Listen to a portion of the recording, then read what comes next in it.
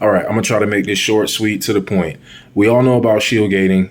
I'm gonna be honest with you. I just found out about it a few months ago, and I would hear people talking about it for a couple of years, and I just never looked into it. So finally figured out what it was. And don't get me wrong, man, it's useful. I like taking it, into deep runs on Steel Path.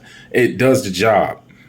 The thing is, I don't know if it's me being hard headed or me just wanting more out of my build. Can't really tell you what it is, but I was thinking to myself a couple of weeks ago, maybe a month ago, I'm like, it's got to be another way. It's got to be like another layer that I could put on this to make use of my armor and my health. Like, health just can't like be rendered worthless when you get to a certain level in Steel Path, because the enemies that you're fighting, their health is being utilized to the umpteenth degree. So like, you gotta be fucking kidding me, bro. Like, it's gotta be a better way, another way. And another thing to add on to that, I don't want to be running and trying to evade enemies. Like, I want to stand in there and fight the level 5,000, the level 9, 10,000 enemies. I don't want to just be jumping around, floating and spamming, a AoE weapon. Like, I want to stand in there and put my sword on these motherfuckers. So it became this big, like inner tussle, in my mind, and thus began the never ending, seemed like, cycle of setups and builds. And after so many hundreds and hundreds of disappointing runs and failures and just brain farts, I'm so obsessed with this thing. I'm going in, I'm forgetting to, change my loadout for the enemy faction that I'm going up against. And it just, my mental state trying to figure something out just dwindled down to like almost just resignation and acceptance. And then I noticed, and I'm not going to take credit for this, but this is something that I came across like on my own. I didn't go searching for this. I didn't see this on the wiki. Like, we all know about rage, quick thinking, and hunter adrenaline. So we all know quick thinking and gladiator finesse, they drain energy to stop lethal damage, and combine those two mods, do it with 300% efficiency. Can't really break down what that means exactly. Forgive me. But if you take those two mods or one of those mods and you use Hunter Adrenaline and or Rage, what those two mods do, they convert a percentage of the damage you take to your health into energy. So thus began the brainstorming.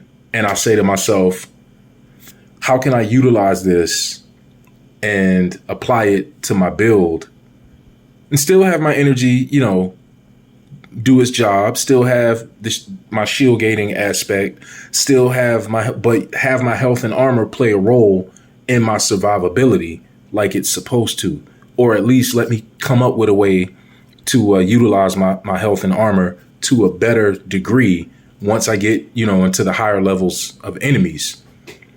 And something happened, bro. I slapped a build together and it went something like, I didn't write any of this down, by the way, I'm sorry. But it went something like quick thinking, gladiator finesse, hunter adrenaline. And sometimes I was using hunter adrenaline and rage just to get more energy. And I was making sure I use prime flow, energy nexus. Those are a must. And because I'm playing on a void cascade solo in Steel Path.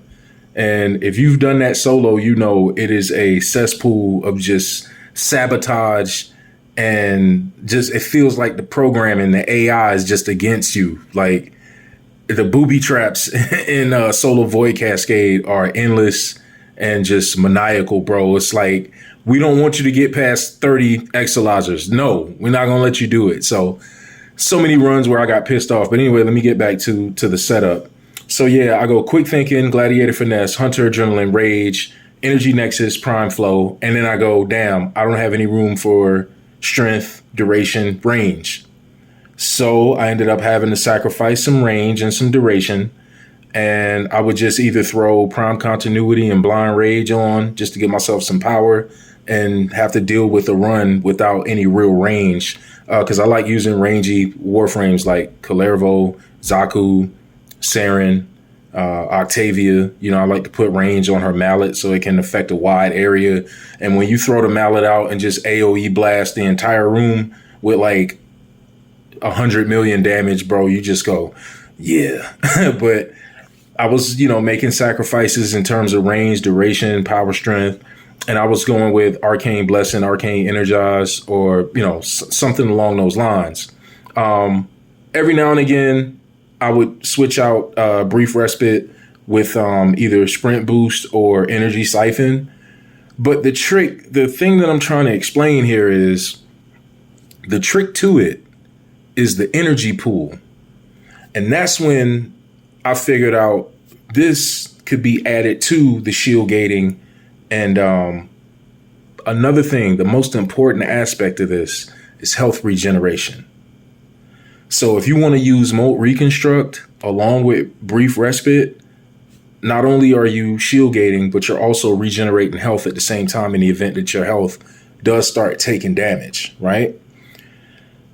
So I go Molt Reconstruct, Brief Respite. I use the Quick Thinking mod with Hunter Adrenaline and a crazy energy pool, Prime Flow, Energy Nexus, or I might even use Arcane Energize, and another health regeneration, and then I subsume Nourish from the helmet, which when you activate that, it gives you an energy, any energy source is multiplied by whatever your ability strength has it set at. So I found, from my experimenting, I found that, damn, bro, you can really stay on your feet if, you go into your health pool and start taking damage. You can really, really, and I know some people will go, well, why would you want to go to those lengths to use your energy to stay on your feet when you can just shield gate? And I'm like, I want all that present. I want all that present because these enemies are vicious, bro. They're vicious and they do a shit ton of damage. That's why I need that. Just imagine. Just hear the philosophy. Can you imagine on a Warframe like Kalervo with just the pop of a button, you could get 10,000 overguard, like just like that? So in the event that, you get into a situation where, your health starts taking damage and then boom, you catch what would be a one shot, you lose, you've got like, with that setup, you've got anywhere from 700 to 1,000 energy, and it's constantly being replenished by Energy Nexus plus Nourish. So now you're constantly draining energy, but you're constantly replenishing it. Not only that, you're constantly replenishing health if you go, let's say, 4 or 5 blue shards, and you use health regeneration on all of them. So these are the things that I'm incorporating into my build to try and stay alive, because that's the only thing that matters once you get to those level 9,000 enemies. I'm not worried about doing damage. My weapons the damage that my weapons do, that's gonna exponentially increase. That's gonna scale with the enemy level. So I'm not worried about that. And I got some pretty nice weapon builds. You take a turret, your melee weapon of choice, and the correct setup for the enemy faction that you're fighting, and boom, you know what I'm saying? Don't worry about how much damage you're going to be doing. Like, your damage is going to scale with the enemies. Not exactly sure how, so I'm not going to pretend like I know how, but I can guarantee you the damage you do is going to scale with the enemy level. So don't worry about that. Worry about staying alive, bro. And this method, I just call it energy gating. You know what I'm saying? Energy gate. That's what the fuck I call it. That's what it's going to be.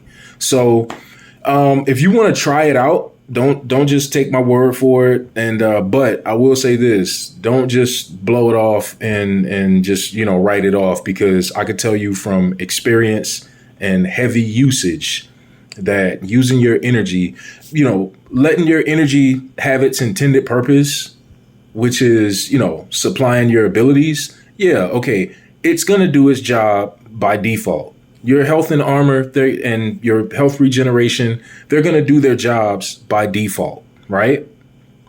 But this is a secondary purpose that is very useful. It's a very effective addition to whatever defensive strategy or defensive setup you may have. So try it out, bro. Just check it out. I've been staying on my feet. You will go down sometimes. Just sometimes the damage is too much. And that 1 or 2 points that, your health regeneration is trying to fight back and regenerate health, and you're draining energy. So it becomes a bit of a number struggle.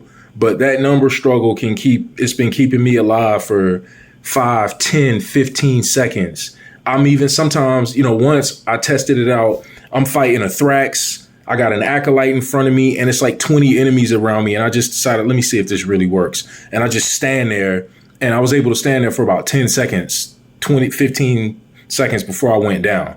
And I go, damn, bro, this is useful. This is useful. So, if you want to keep your energy, your shield gate set up, cool. And then you could tank if you want to tank. And then boom, if you don't want to mod for health or armor, you got arcanes for that. So this is a very flexible setup that I'm talking about. You're just going to have to make room for at least a lot of energy or enough energy to sustain it. I recommend 500 energy or more. But you're going to need some energy. You're going to need a way to have that energy replenish over and over and over, like constantly. And then there's another trick there's so many layers to this, bro. There's another trick when I'm playing Void Cascade, or when you're playing Void Cascade, those lock surges or loke surges, whatever you want to call them. One of them is energy orbs give you 1 energy point per second regenerated for the rest of the mission. So as long as you don't go down, let's say you collect 10 energy orbs while you have that surge active, you're going to regenerate on top of what you got already. You're going to regenerate another 10 energy on top of that per second. That's ridiculous. So on a frame like Volt with Archon Stretch, on Grendel, or any Warframe that has Nourish subsumed onto it, on Gyri, any Warframe that could naturally regenerate energy or has Nourish equipped in the ability section, like, bro, this build is very, very formidable. It works.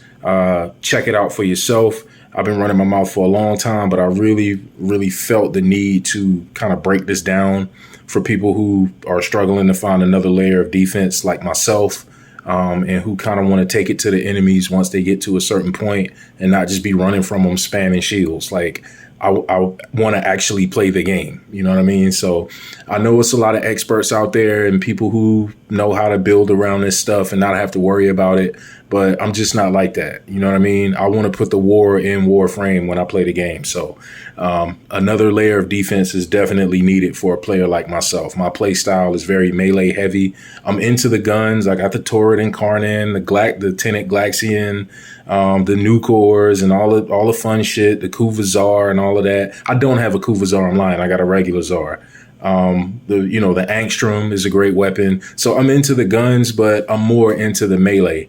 And in order to use your melee, unless you got like 7 or 8 meters worth of range on it, which I do on one of my weapons, I think it's my dark sword, my favorite sword, then you're going to have to stand in front of the enemy to fight him with a melee weapon. But anyway, I'm going to get up out of here. I hope you guys enjoyed the video, found it useful and informative. Y'all be easy, be smooth, take care of yourselves and each other. More episodes of Tenoscope on the way. More weapon showcases, arsenal showcases, fashion frame, all of that good stuff. And I'm just, trying to evolve a little bit. That's all. So, trolls are going to be trolls. People are going to say what they say. Take it how you want to take it. But if you are interested, try out the energy gating. It is very interesting, and it's proven solid in some real sticky situations. This is Dark P signing off.